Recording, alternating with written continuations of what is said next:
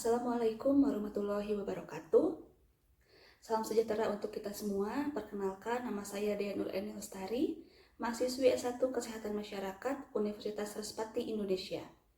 Pada kesempatan kali ini, saya akan memaparkan mengenai salah satu masalah kesehatan yang kian mengkhawatirkan di Indonesia, yaitu obesitas. Obesitas adalah kondisi berat badan melebihi batas normal karena adanya penumpukan lemak dalam tubuh.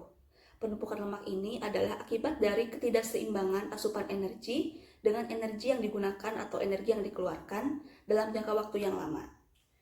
Data dari Rikesdas atau Riset Kesehatan Dasar menunjukkan bahwa pada tahun 2023, angka kasus obesitas di Indonesia mencapai 15,3%. Hal ini tentu menjadi masalah kesehatan yang harus diperhatikan. Pertama adalah faktor genetik. Apabila salah satu orang tua menderita obesitas, maka peluang terjadinya obesitas terhadap anaknya adalah 40-50%. Dan apabila kedua orang tuanya menderita obesitas, maka peluang terjadinya obesitas terhadap anaknya adalah 70-80%.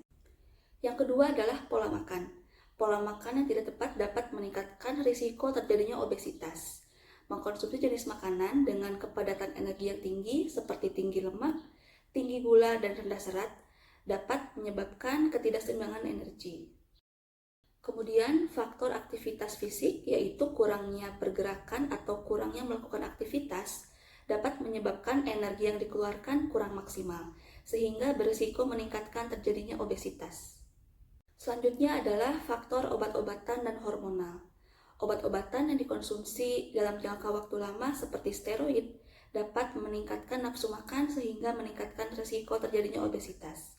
Kemudian hormonal juga dapat meningkatkan obesitas seperti hormon estrogen, hormon leptin, grelin, tiroid, dan insulin. Penderita obesitas pada umumnya memiliki keluhan-keluhan sebagai berikut. Mudah lelah, mudah berkeringat, sesak nafas, susah tidur, sering mendengkur, nyeri sendi ataupun nyeri punggung, kemudian penumpukan lemak di dalam tubuh, terutama di area pinggang, dan tidak percaya diri untuk bersosialisasi. Dampak obesitas bagi penderitanya, yang pertama adalah dampak metabolik. Penderita obesitas dapat mengalami yang disebut dengan sindroma metabolik, yaitu peningkatan trigliserida dalam tubuh, kemudian penurunan kadar kolesterol HDL atau kolesterol baik, dan peningkatan tekanan darah.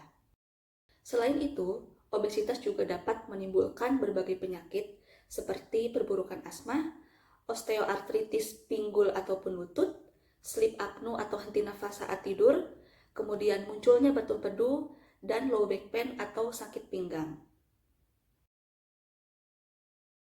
Dalam mendiagnosa atau menentukan obesitas, diperlukan serangkaian pemeriksaan kesehatan seperti pemeriksaan fisik, menghitung nilai IMT atau indeks massa tubuh, kemudian menghitung lingkar perut, kemudian tes darah, tes fungsi ginjal, tes hormon tiroid, dan elektrokardiografi atau rekam jantung.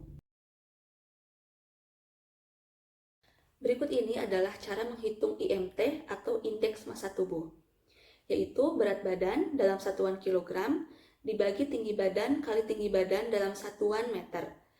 Dari hasil IMT ini, kita dapat mengetahui bahwa kita berada dalam status gizi yang mana. Apabila nilai IMT yaitu kurang dari 17, maka status gizi kita adalah sangat kurus. Kemudian apabila nilai IMT 17 sampai dengan kurang dari 18,5, termasuk ke kategori kurus. Kemudian nilai IMT 18,5 sampai 25,0 yaitu berada dalam status gizi yang normal. Kemudian nilai IMT lebih dari 25 sampai 27 termasuk kategori gemuk. Dan apabila nilai IMT yaitu lebih dari 27 maka termasuk kategori obesitas. Obesitas dapat dicegah melalui hal-hal berikut ini. Yang pertama adalah mengkonsumsi makanan yang sehat dan bergizi, kemudian mengkonsumsi sayur dan buah, lalu membatasi konsumsi gula, garam, dan lemak dengan pedoman G4 G1E5.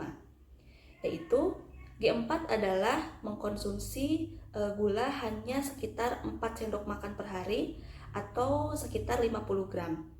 Kemudian mengkonsumsi garam hanya sekitar 1 sendok teh per hari atau sekitar 2 gram. Kemudian mengkonsumsi lemak hanya sekitar 5 sendok makan per hari atau sekitar 67 gram. Selanjutnya adalah melakukan aktivitas fisik yang berguna seperti berjalan kaki, berolahraga, ataupun kegiatan positif lainnya. Dan yang terakhir adalah menjaga berat badan agar tetap ideal dan sesuai dengan IMT atau indeks massa tubuh yang baik, yaitu sekitar 18-23 kg per meter kuadrat. Bapak, Ibu, dan rekan-rekan sekalian, dapat saya simpulkan bahwa obesitas adalah salah satu masalah kesehatan yang serius di Indonesia.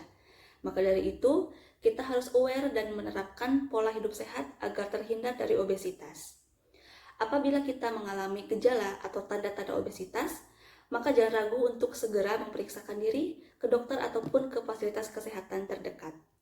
Demikian yang dapat saya sampaikan, semoga bermanfaat untuk kita semua. Mohon maaf apabila ada kekurangan dalam penyampaian maupun dari isi informasi. Atas perhatiannya saya ucapkan terima kasih. Wassalamualaikum warahmatullahi wabarakatuh.